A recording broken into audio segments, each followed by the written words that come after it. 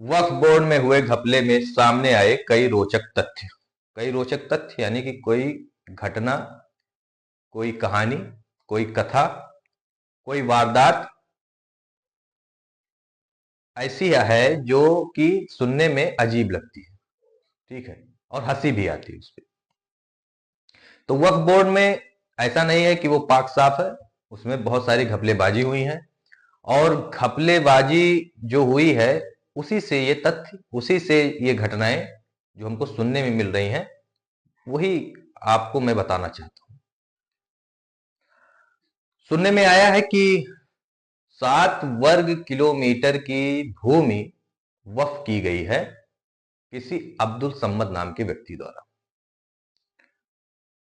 तो फिर प्रशासन ने पता करना चाहा कि ये अब्दुल सम्मद कौन है जो 7 वर्ग किलोमीटर की भूमि जो है वो वक्फ कर सकता है। 7 वर्ग किलोमीटर का मतलब है कि 7 किलोमीटर लंबा और 7 किलोमीटर चौड़ा, एक प्रकार से स्क्वायर में मान कर चल सकते हैं, ठीक है।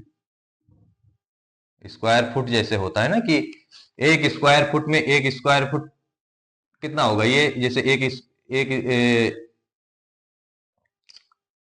एक फीट ये हो सकता है, ठीक है, और 1 फीट ये भी होगा, 1 फीट ये भी होगा, और 1 फीट ये भी होगा। इस तरीके से मान सकते हैं, मतलब लंबाई चौड़ाई जो है वो बराबर होगी, 1 फीट बराबर। उसी प्रकार से 7 वर्ग किलोमीटर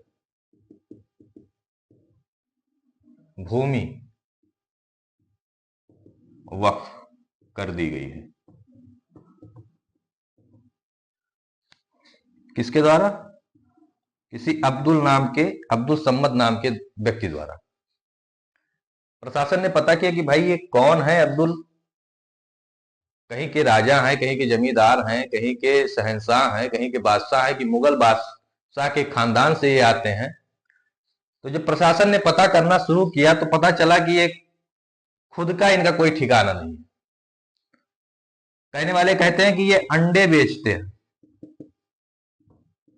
ये अंडा बेचने वाला व्यक्ति है जिसने 7 वर्ग किलोमीटर की भूमि जो है वक्फ कर दी है। अब बताइए कितना कितना हास्यास्पद बात है कि एक अंडा बेचने वाला जिसका खुद का ठिकाना नहीं है, जिसके परिवार का खुद का ठिकाना नहीं है, वो वक्फ कर रहा है 7 वर्ग किलोमीटर। ये भी नहीं कि 7 बीघे या 7 एकड़, 7 वर्ग किलोमीटर की भूमि वो जो है वक्फ कर रहा है, दान कर रहा है। तो इस प्रकार के तो घपले हो रखे हैं वक्फ बोर्ड में, इसको हम कहां तक सही मानेंगे। अब इस 7 वर्ग किलोमीटर की जो भूमि है, इस पर पता नहीं कितने हिंदुओं का, कितने ईसाइयों का, कितने सिखों का घर बना होगा, उनके खेत होंगे, इवन मुस्लिमों का भी इसमें घर होगा और खेत होंगे। अब वो दावा ठोक दिए, अब साबित करें। इनको तो बस लग रहा है ना कि ये हमारा है, वक्फ वालों को लग रहा है, इसलिए दावा ठोक दे रहे हैं।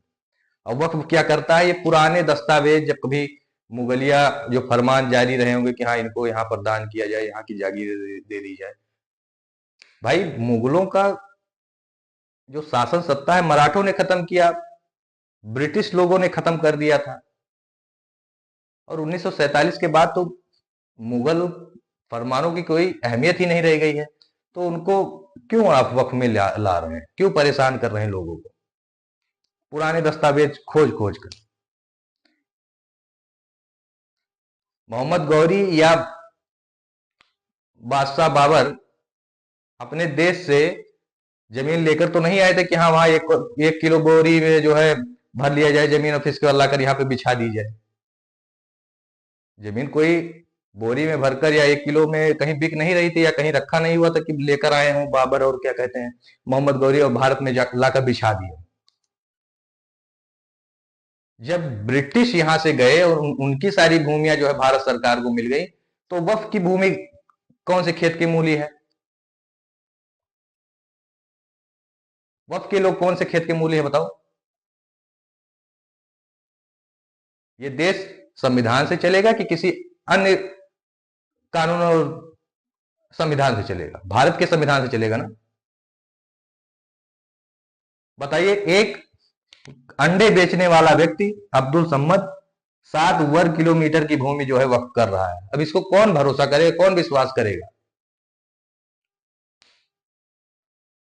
आप खुद समझ सकते हैं।